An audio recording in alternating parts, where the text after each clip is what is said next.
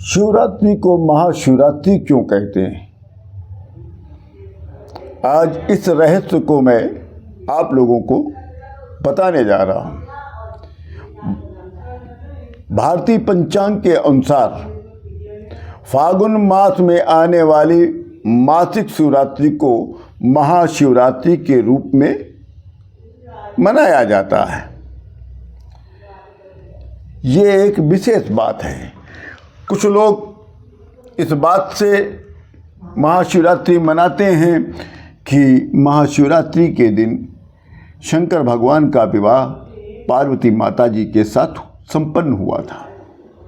यह सत्य है, परंतु दो और भी सत्य हैं जो सत्य को लोग नहीं जानते हैं।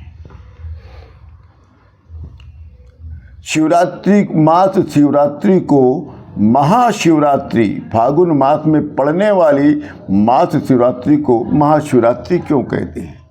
पहला कारण, जो प्रमुख कारण है, इसी दिन शंकर भगवान सर्वप्रथम 64 लिंगों के रूप में प्रकट हुए थे। उन 64 लिंगों में से केवल 12 लिंग बचे हैं जो आज हम लोग द्वादश ज्योतिर्लिंग के नाम से जानते हैं।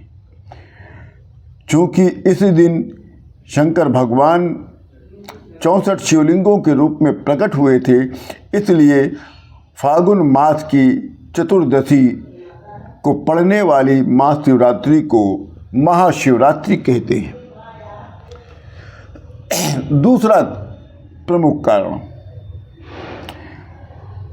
शंकर भगवान के दो स्वरूप हैं, एक निराकार और दूसरा साकार।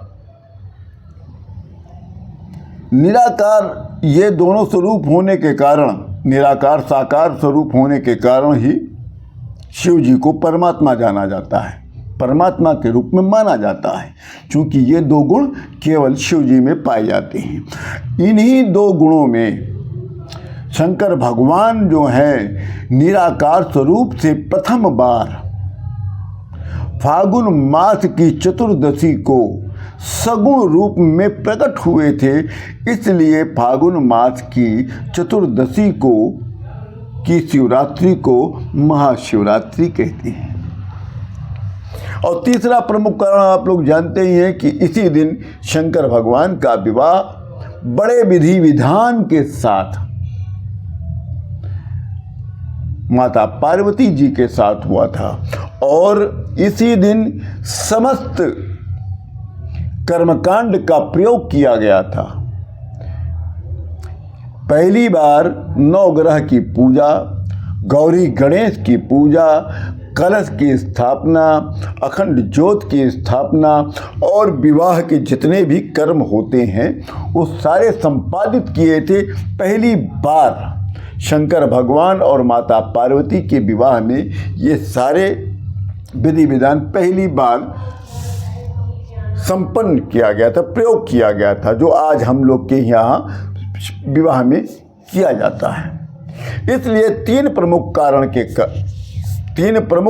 के कारण फागुन मास की चतुर्दशी की शिवरात्रि को महाशिवरात्रि के रूप में मनाया जाता है। इसी के साथ आप सभी लोगों को राम राम।